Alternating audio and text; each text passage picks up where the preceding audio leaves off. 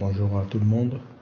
On va commencer notre cours numéro 5 dans l'école SIMPA, Analyse numérique et optimisation, contrôle et problèmes inverses. Le titre de notre cours, c'est le suivant, contrôlabilité des systèmes paraboliques. Alors, qu'est-ce qu'on va faire dans ces cours?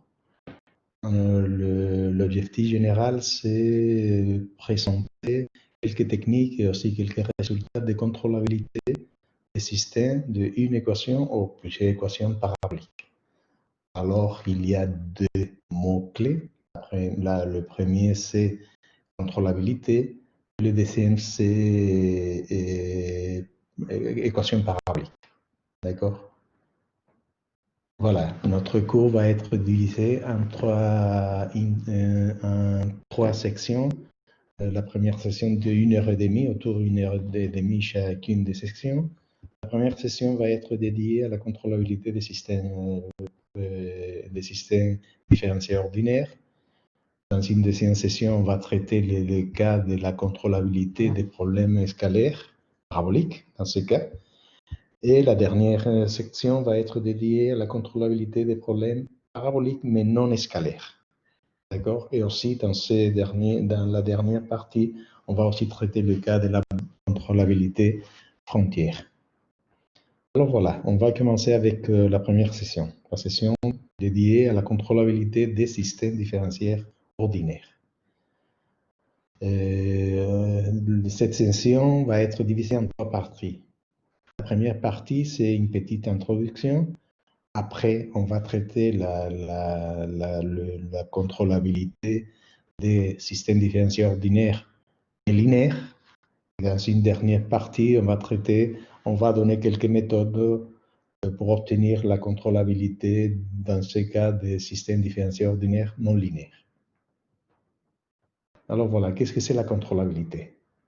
Pour introduire la définition de contrôlabilité, on va penser en général à un système d'évolution. C'est-à-dire qu'il y a un système qui évolue dans un intervalle 0t, et c'est le temps final d'observation.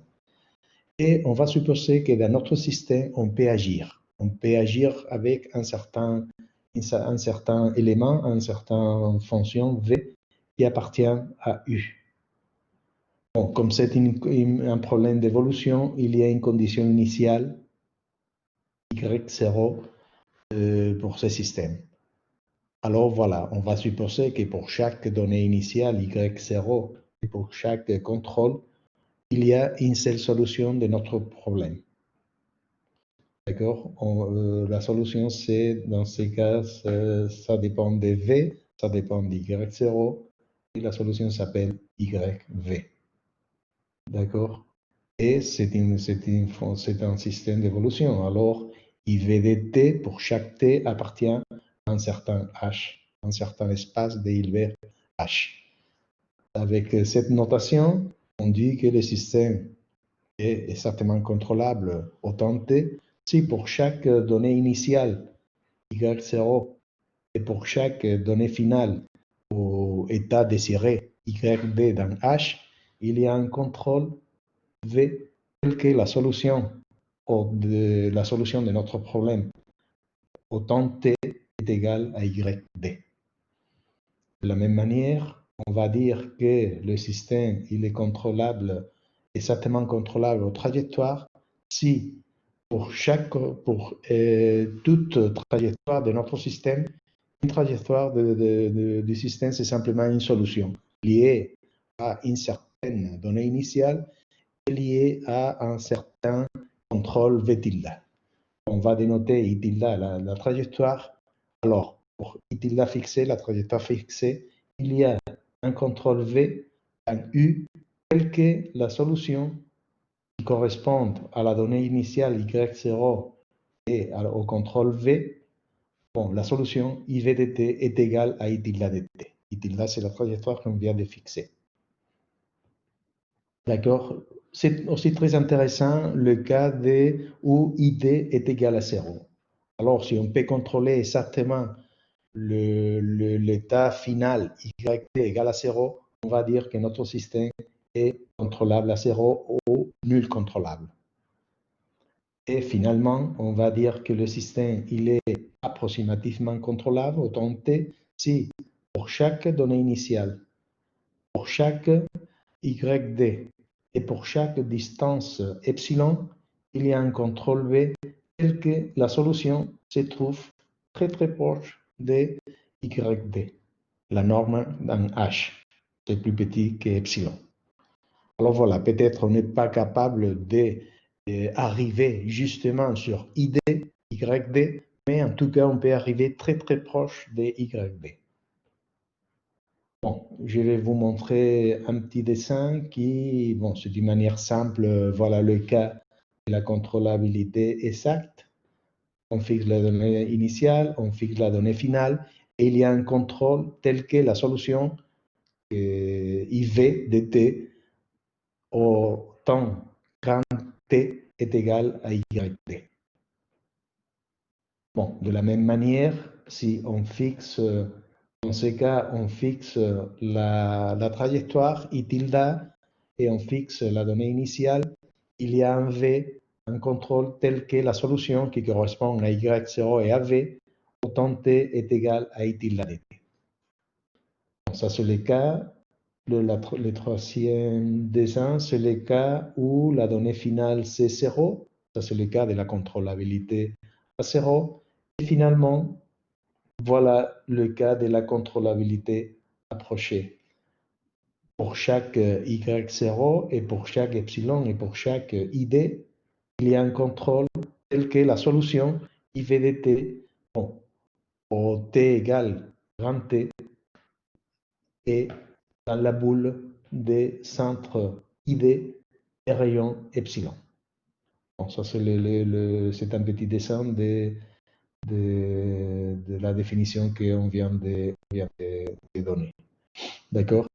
Alors voilà, on a 4 définitions différentes et on a un système d'évolution.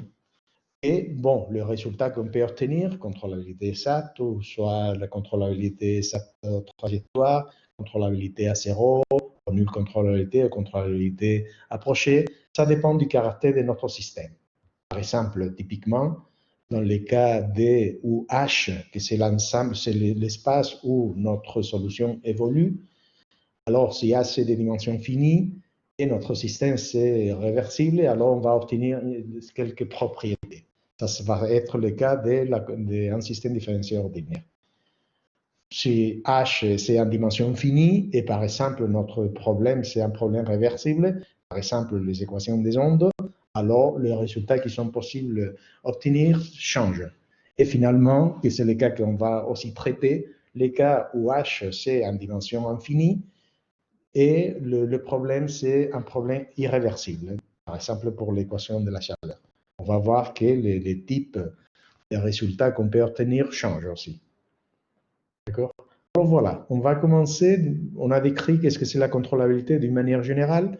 On va maintenant regarder un cas particulier. C'est le cas où notre système d'état, notre système, c'est un système différentiel ordinaire. Pour cela, on va fixer le temps t. On va fixer aussi, je vais changer les crayons, voilà, en rouge. Voilà. On va fixer aussi n. N, c'est le nombre d'équations de notre système. Et on va fixer aussi m. M, c'est le nombre de contrôles qu'on fait sur le système. Alors, on va considérer un problème de Cauchy. Ça, c'est notre problème d'état. D'accord? Un problème de Cauchy pour une équation, un système différentiel ordinaire linéaire. I' égale a dt y plus b dt u.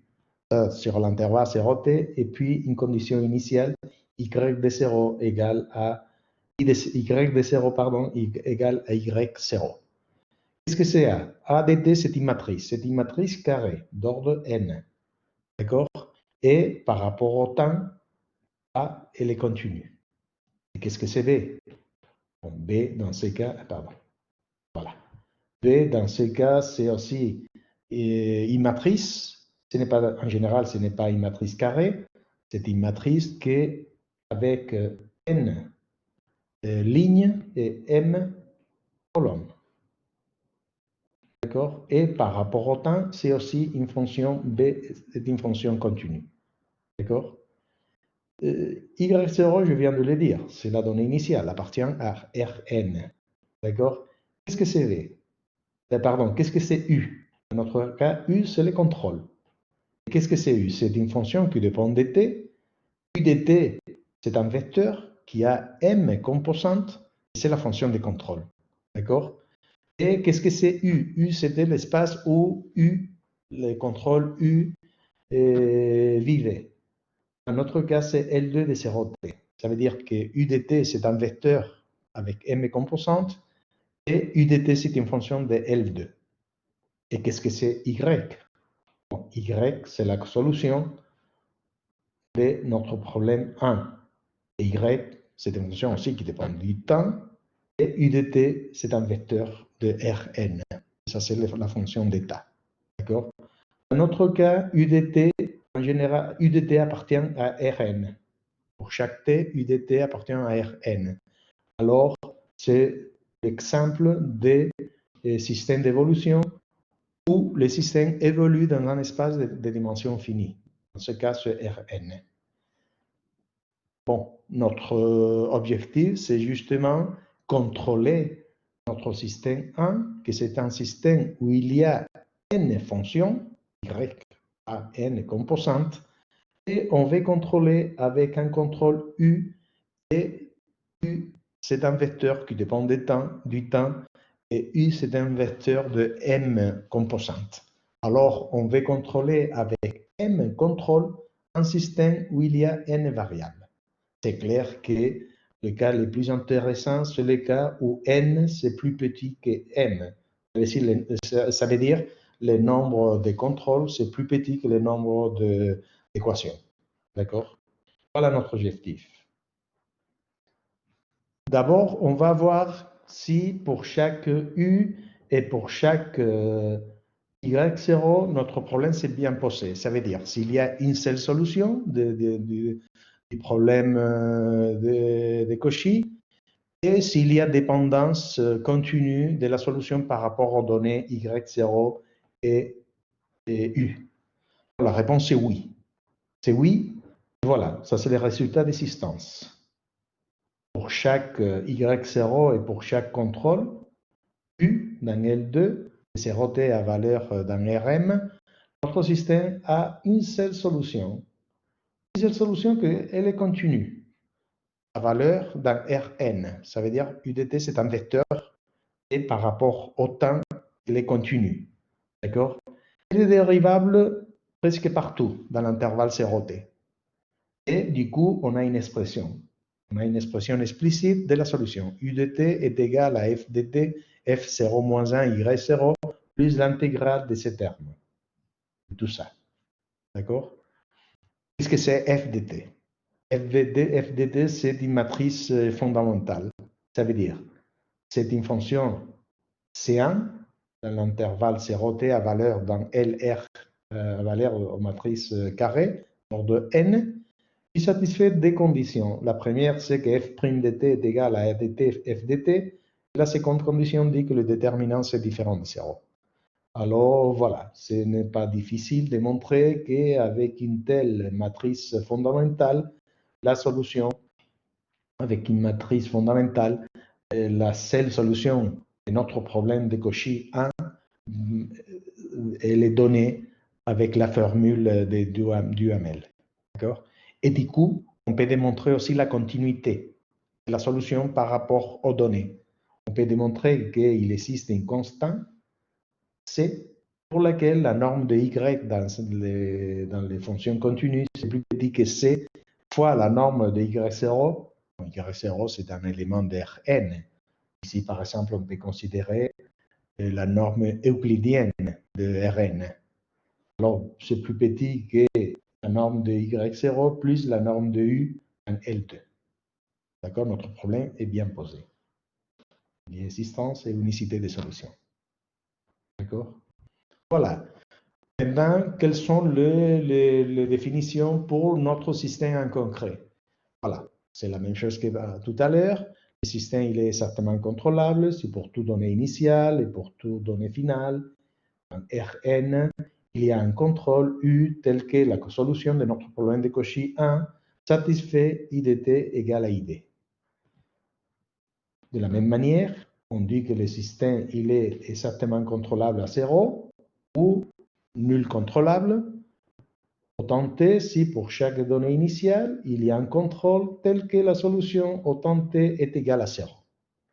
Et finalement, le système il est approximativement contrôlable si pour chaque donnée initiale et donnée finale et pour chaque distance epsilon, il y a un contrôle qui vérifie que la solution de notre problème de Cauchy 1, bon, elle est proche de YD. I de t moins ID, norme dans Rn, par exemple la norme euclidienne, elle est plus petite qu'epsilon. Alors voilà. Est-ce qu'on peut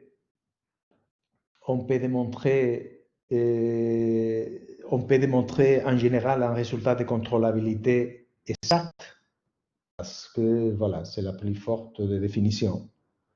Bon, la réponse est non. En général, on ne peut pas démontrer un résultat de contrôlabilité exact. Voilà un exemple très très simple. Un exemple où il y a des équations, n est égal à 2, n est égal à 1. La matrice de couplage, c'est une matrice constante, 1, 0, 1, 1. La matrice, il y a un seul contrôle, m est égal à 1, il y a un seul contrôle. Dans ce cas, la matrice de contrôle, c'est 0, 1.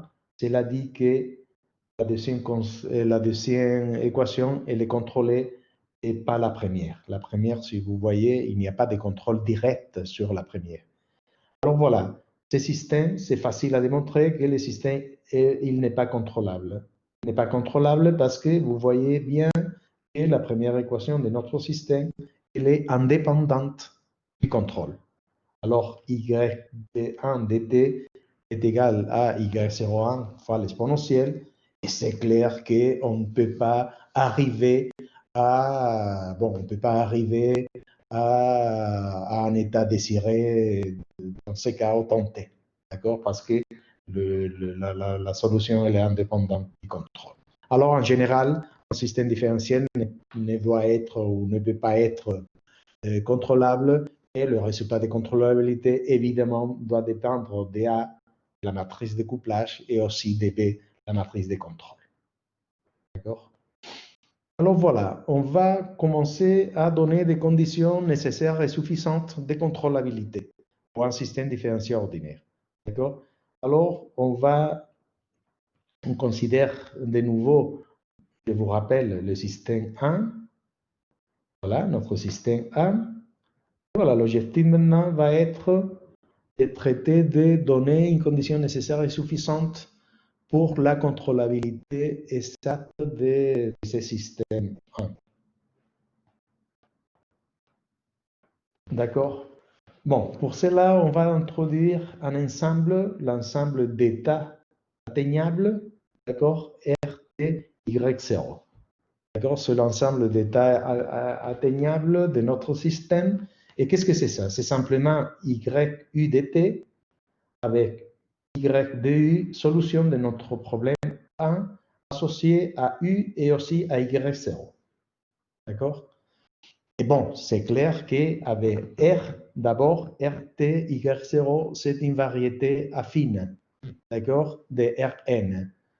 Donc, R de T, Y0, c'est fermé et aussi c'est convexe. D'accord? Et avec cette notation, c'est clair que la contrôlabilité exacte elle est équivalente à dire que R de T, Y0 est égal à Rn.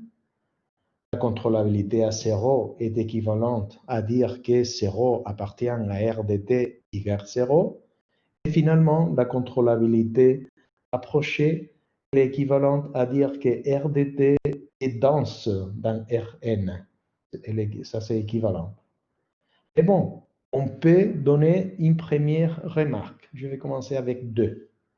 Parce que vous voyez que R de T, c'est une variété, c'est une variété affine. Alors, elle est fermée. Alors, comme elle est fermée, dire que R de T et dense dans Rn est équivalent à dire que R de t y0 est égal à Rn. D'accord? Bon, c'est une variété affine dans un espace de dimension finie. Alors voilà, grâce à ça, grâce à avoir un système qui évolue dans un espace en dimension finie, on peut dire le deuxième point, que la contrôlabilité approchée elle est équivalente à la contrôlabilité exacte.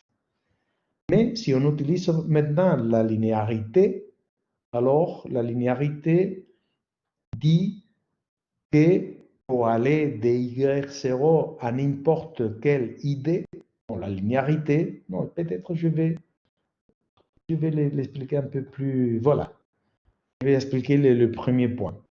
Voilà, on veut contrôler le système 1, mais le système il est linéaire. Alors on peut décompenser, compenser y comme la somme de grand Y plus Z. Grand Y ne dépend pas de notre contrôle. C'est la solution directement sans contrôle et avec donnée initiale Y0. Et Z, c'est simplement la solution qui correspond aux données initiales 0 et avec le contrôle U. C'est clair que dire qu'on peut arriver jusqu'à n'importe quelle idée, ça c'est équivalent à dire qu'on peut aller de 0 à n'importe quelle quantité, dans ce cas id moins id y, grand Y de t. D'accord? Et du coup, on obtient que la contrôlabilité exacte, grâce à cette égalité, est équivalent à dire qu'on peut arriver à n'importe quelle donnée finale. Alors, la linéarité fait ça. On peut supposer toujours que y0 est égal à 0. Mais si on tient compte maintenant que notre problème il est réversible, ça veut dire résoudre les problèmes dans l'intervalle 0t, on peut considérer comme donnée initiale 0 ou bien comme donnée initiale la donnée finale. Alors, on peut écrire notre système étoile de cette manière. Alors, vous voyez que dire contrôlabilité exacte, ça veut dire aller de 0 à n'importe quel état final, c'est équivalent à le résultat qui va de n'importe quel état final à 0. Ça veut dire contrôlabilité à 0. Voilà. C'est pour ça que dans les systèmes qui sont réversibles, la contrôlabilité à 0, elle est équivalente à la contrôlabilité exacte. Dans notre cas, alors, bon, dans notre cas, toutes les définitions que je viens de donner sont équivalentes. D'accord? C'est pour ça qu'on va parler, on va dire simplement le système différentiel, il est contrôlable. D'accord? Voilà. On vient de démontrer cette formule. Cette formule dit que la solution qui correspond à la donnée initiale y0 et à un contrôle u est égale à une quantité fixe, ça c'est grand Y autant t. J'ai directement donné la solution de mon problème, de ce problème. D'accord? Je vais donner la solution. Plus, voilà, ça c'est la partie qui vient de Z. R de t, 0. D'accord? Alors, qu'est-ce que c'est R de t? Alors, c'est la solution autant t, mais c'est la solution de 2. Alors, on a supposé que y0 est égal à 0. Alors, la contrôlabilité exacte est équivalente à dire que R de t est égal à Rn. Ça, c'est la contrôlabilité exacte. D'accord? Alors, on va étudier ça. On va voir quand on peut dire que R de t est égal, R de t0 est égal à Rn. Pour cela, on va introduire un opérateur linéaire. C'est l'opérateur qui, à chaque contrôle, lui donne LT de U, que c'est la solution du problème de autant t, qui appartient à Rn. Alors, c'est clair que L de t, elle est linéaire. C'est un opérateur linéaire, une application linéaire. Et c'est simple aussi à démontrer qu'elle est aussi continue, parce que la solution de 2 dépend de manière continue des données. Alors, c'est linéaire, c'est continu. Et voilà, qu'est-ce que c'est la contrôlabilité dans ces cas? Voilà, c'est linéaire, c'est continu. Bon, LT appartient à L de L2 à valeur d'un Rn. D'accord? Alors voilà, la contrôlabilité exacte est l'équivalent à dire que RDT est égal à Rn. Et ça, c'est aussi équivalent à dire que RDT0 est égal à Rn. Et ça, c'est équivalent à dire que notre opérateur LT, il est surjectif. D'accord? Alors voilà, il faut démontrer pour chaque problème de Cauchy, pour chaque système, la seule chose à démontrer pour démontrer la contrôlabilité, c'est justement qu'un certain opérateur, il est surjectif. Mais, d'accord, le système LDT, il peut être surjectif. Ça veut dire que pour chaque donnée finale, il y a un contrôle qui amène le système jusqu'à ces quantités finales. Et vous voyez que l'opérateur LT ne peut pas être injectif. Cela dit qu'il n'y a un seul contrôle qui amène le système jusqu'à un état final. D'accord? Il y a l'existence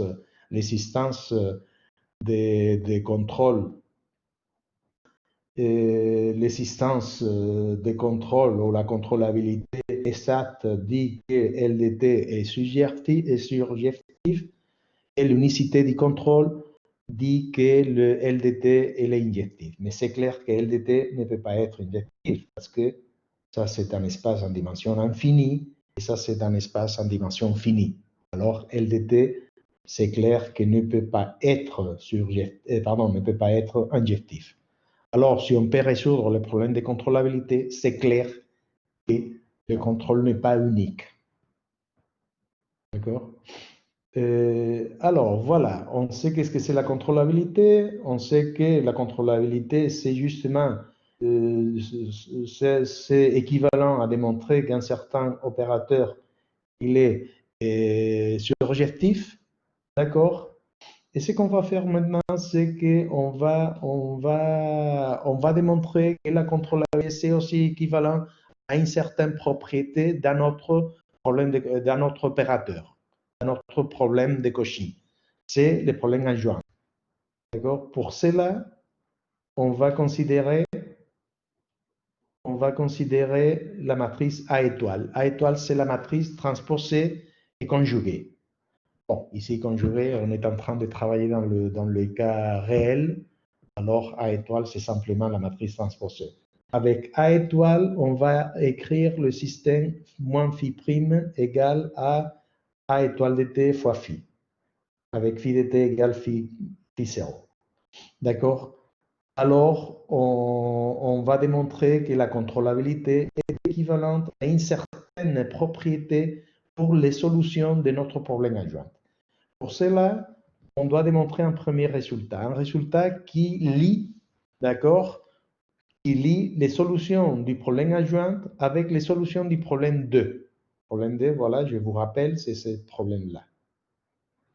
Et voilà, les relations entre les deux quantités, c'est la suivante.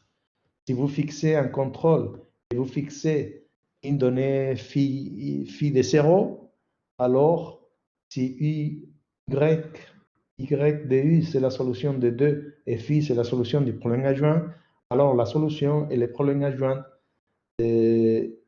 vérifient cette égalité. Y u de t fois phi 0, produit scalaire dans Rn, c'est le produit scalaire et le produit euclidien. Alors, ça c'est égal à l'intégrale de u de t contre b étoile phi dans Rn. Bon, ça c'est un vecteur de Rn et ça aussi, on peut vérifier que ça c'est un vecteur de Rn. D'accord? Et si vous voulez, on peut l'écrire comme ça. C'est u contre b étoile fois phi. Et c'est le produit d'un L2 de 0t à valeur d'un Rn. Bon, ça c'est simple à démontrer. C'est simplement, disons, il faut manipuler l'équation 2, le système 2 et le système 3. D'accord? Alors, je vous laisse la preuve en exercice. Pourquoi cette égalité elle est importante? C'est important parce qu'avec l'égalité, on peut construire, avec cette égalité, on peut construire l'opérateur adjoint à LDT. Je vous rappelle que l'opérateur adjoint à LDT, c'est l'opérateur qui est continu, linéaire et continu entre LD de 0T, la valeur dans Rm et Rn, et qui vérifie la chose suivante. Le produit de U contre L étoile de T phi 0. Bon, L étoile de T phi 0 appartient à L2. Alors, le produit de U contre L étoile T de phi 0 dans L2 de 0T est égal à L de T fois phi 0. Et si vous comparez cette définition de l'opérateur adjoint et l'égalité qu'on vient de démontrer, bon, si vous comparez les deux quantités, alors, ça c'est, je vous rappelle, hein, ça c'est LT de U. Bon, alors, si vous regardez le D et T, alors c'est simple à démontrer que L étoile dt de phi 0 est égal à la fonction B étoile fois phi. D'accord? Que c'est une fonction, ça c'est un vecteur de Rm qui dépend du temps. Alors voilà, L étoile dt phi 0, c'est simplement ça. Et maintenant, finalement, qu'est-ce qu'on a démontré? Bon, comme RDT, LDT appartient à un espace en dimension finie, alors c'est fermé, ça c'est un espace, un sous-espace vectoriel, c'est fermé. Alors RDLT est égal à RDLT fermé, bien sûr. Et ça est égal au noyau de LT étoile orthogonale. Le noyau de LT étoile orthogonale. Alors voilà, dire que ça est égal à Rn est équivalent à dire que le noyau est égal à 0. Alors voilà, la propriété, la contrôlabilité approchée, la contrôlabilité exacte, ça veut dire que R de L dt est égal à Rn, est équivalent à une certaine propriété, et c'est la propriété de que le noyau de L étoile dt doit être égal à 0. Alors, on vient de démontrer la proposition suivante. Le système 1 est certainement contrôlable dans T, si et seulement si le noyau de L dt étoile est égal à 0. Mais qu'est-ce que c'est ça? Qu'est-ce que ça veut dire ça? Donc, si on regarde l'expression de L étoile dt, alors ça c'est équivalent à une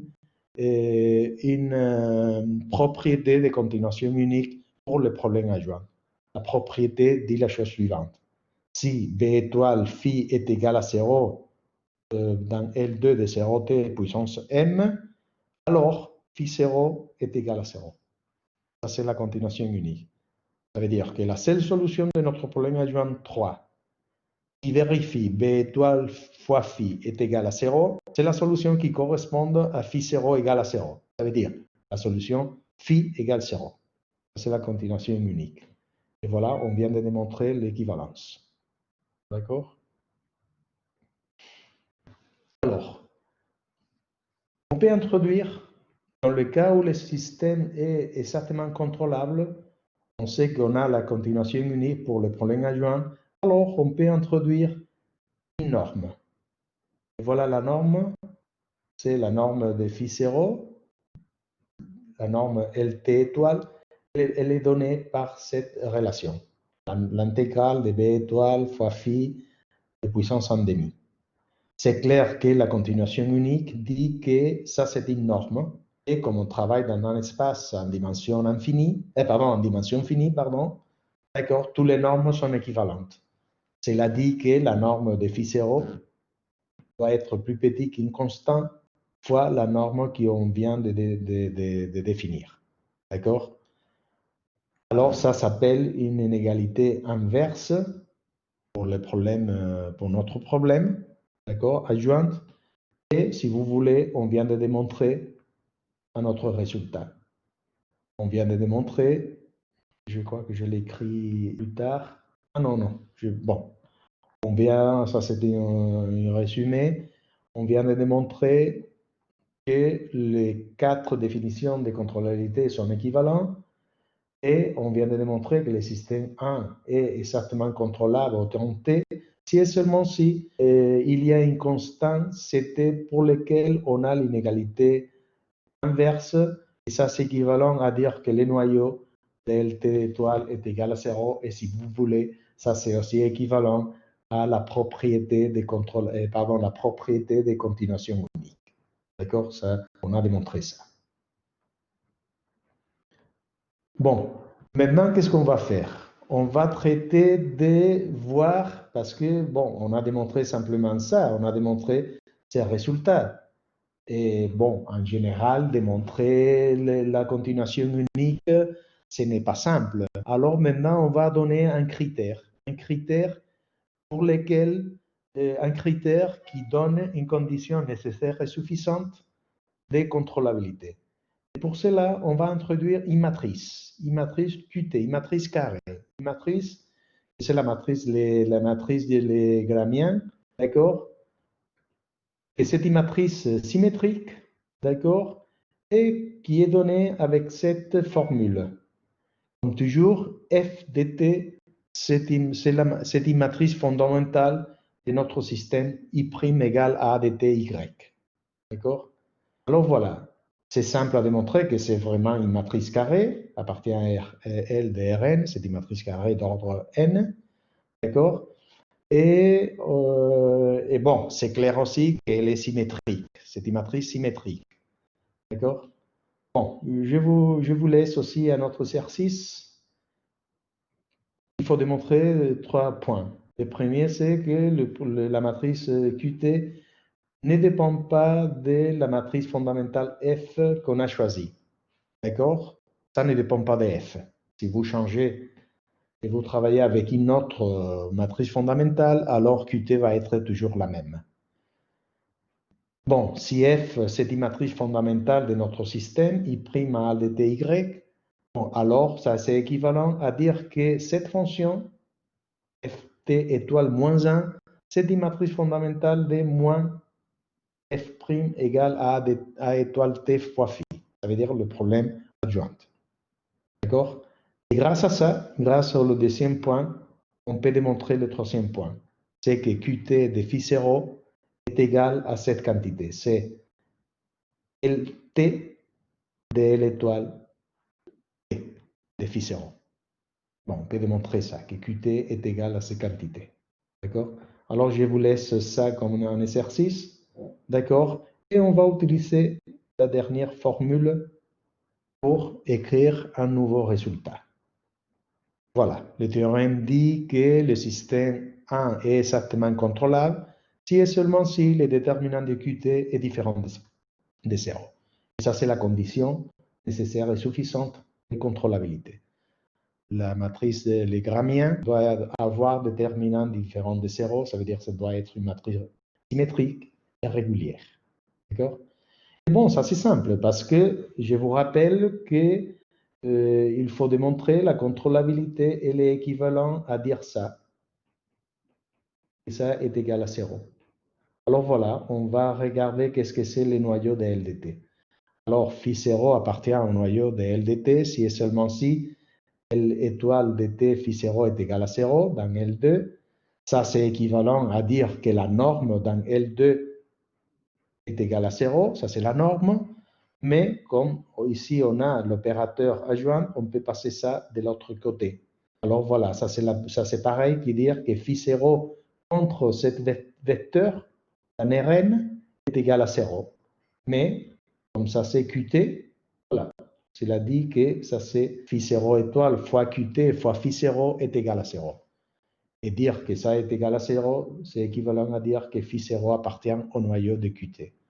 Alors voilà, le noyau de LT étoile est égal à 0 si et seulement si le noyau de Qt est égal à 0 ou si et seulement si le déterminant est égal à 0. Alors voilà, on vient de démontrer les résultats de contrôlabilité. D'accord? Et du coup, on a démontré aussi, je vais effacer tout ça, et du coup, on a démontré que le noyau de notre opérateur adjoint, LT étoile, est égal au noyau simplement de Qt. Et on a aussi démontré ce que je suis en train de signaler. L'image de LT est égale au noyau de LT étoile orthogonal, et ça c'est le noyau de Qt orthogonal. On a démontré tout ça. Alors voilà, on a un critère, une condition nécessaire et suffisante de contrôlabilité. D'accord? Bon, une remarque. La première remarque dit que Qt, la matrice de contrôlabilité, d'accord, et les résultats de contrôlabilité dépendent fortement de l'intervalle 0t. Par exemple, si on prend n égale à m égale à 1, ça veut dire une seule équation et avec un seul contrôle, et par exemple, on prend comme a de t égale à 1, simplement, et b de t une matrice, et dans ce cas, c'est un scalaire, qui soit égal à 0 dans l'intervalle 0 t0 et égal à 1, par exemple, si t c'est plus grand que t0.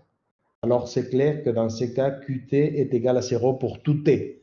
Et c'est clair que le système ne peut pas être contrôlable si t c'est plus petit que t0.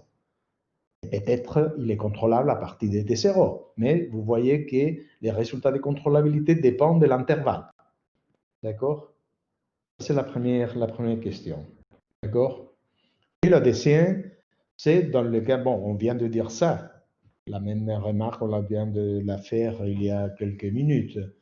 Si le déterminant de Qt est différent de 0, alors il y a un contrôle qui amène notre système à ID, d'accord? Mais il y a une infinité de contrôles qui fait la même chose. Alors, c'est normal, c'est poser la question, est-ce qu'il y a un contrôle plus convenable, moins cher? Oui, il y a un contrôle, on peut choisir un contrôle sympathique, c'est le contrôle avec norme minimale, norme L2 minimale. Bon, ça c'est les nouveaux exercices. On peut démontrer qu'il y a un seul contrôle avec norme minimale. Et voilà, c'est les suivants exercices. Supposons que le déterminant c'est différent de 0, et on va fixer une donnée initiale et une donnée finale.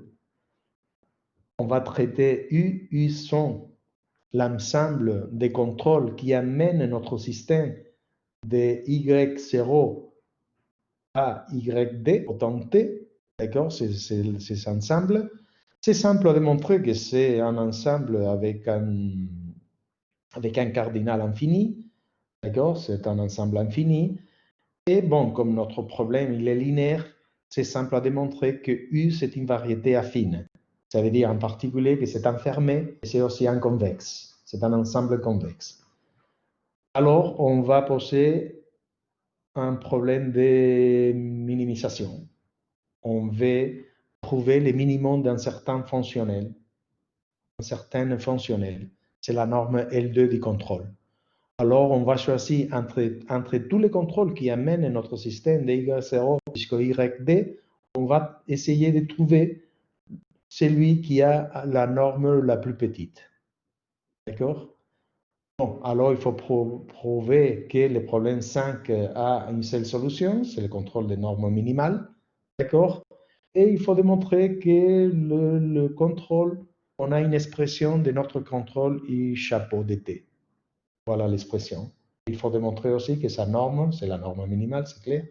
Donc, sa norme est égale à cette quantité. D'accord? Bon, je vous laisse ça comme exercice. Et l'idée qu'il y a derrière, c'est appliquer les théorèmes des multiplicateurs de Lagrange pour essayer de trouver la solution. D'accord? Alors, je vous laisse ça comme exercice. D'accord? D'accord. On a travaillé avec des contrôles dans L2. Et on a résolu, on a une condition de contrôlabilité avec des contrôles dans L2. Mais est-ce qu'on peut trouver le même résultat de contrôlabilité avec des contrôles plus réguliers? Par exemple, contrôles qui appartiennent à CL. Ça veut dire qu'on peut le dériver. La réponse est oui. Voilà le nouveau exercice. Supposons que Qt, c'est une matrice carrée, c'est la matrice Lagrangienne. Bon, supposons que le déterminant de Qt est différent de 0. Alors, les problèmes de contrôlabilité, on peut les résoudre avec des contrôles dans L2. Alors, si dès maintenant c'est un sous-espèce linéaire dense dans L2, alors on peut résoudre le problème de contrôle avec des contrôles qui appartiennent à D. D'accord? Pour chaque donnée initiale et pour chaque donnée finale, il y a un contrôle dans D tel que la solution de notre problème 1 autant T est égal à ID, à YT. D'accord, voilà l'exercice. D'accord. Alors, on a démontré ça. La contrôlabilité exacte de notre problème est équivalente à la continuation unique pour le problème adjoint. Ça, c'est équivalent à l'inégalité inverse pour le problème adjoint. Et ça, c'est équivalent à une condition sur le grammien. Le grammien, le déterminant de QT doit être différent de 0. Ça, c'est un peu le résumé de notre... Alors voilà, on change maintenant et il faut dire qu'en général, trouver QT n'est pas simple. Même si on a une formule de QT, vous voyez que QT dépend des matrices fondamentales. Pour trouver QT, il faut trouver une matrice fondamentale F. Mais en général, un système, même si c'est un système différentiel ordinaire, en général, c'est difficile à trouver une matrice fondamentale. Alors parfois, ces critères n'est pas simple à appliquer parce que ce n'est simple à résoudre notre problème. Pour cela, ce qu'on va faire maintenant, c'est essayer de donner une autre condition. Une autre condition, et on va faire ça dans le cas des coefficients constants. Et si vous voulez, je vais arrêter ces vidéos ici et je vais continuer dans une autre vidéo. Alors, on laisse cette première session ici et on continue dans une autre vidéo. D'accord?